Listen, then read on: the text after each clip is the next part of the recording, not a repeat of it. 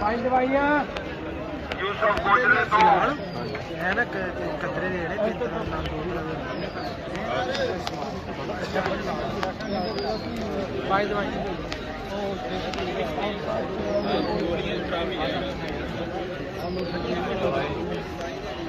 ਬੱਚੇ ਦਾ ਨਾਮ ਹੈਗਾ ਕਿਹੜੀ ਹੈ ਬੱਚਾ ਆਲਦੀ ਅਸਲਮ ਜਾਓ ਘਰ ਜਾਓ ਛੁੱਟੀ ਹੋ ਗਈ ਜੀ ਨਹੀਂ ਆ ਨਹੀਂ ਆਪ ਬਾਹਰ ਲੈ ਗਏ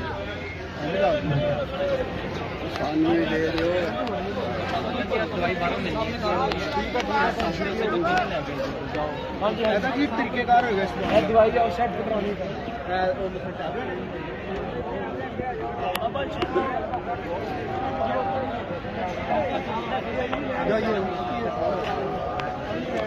ये वाले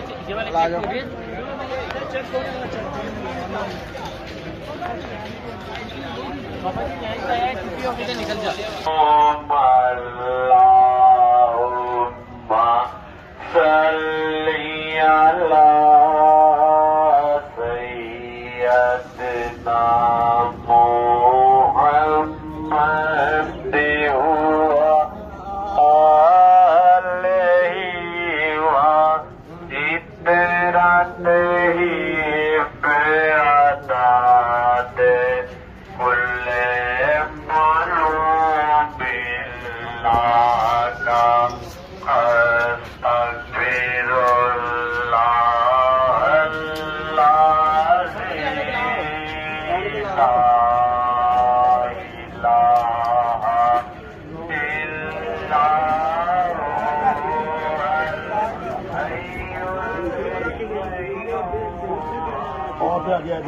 दूसरी पाल में जाओ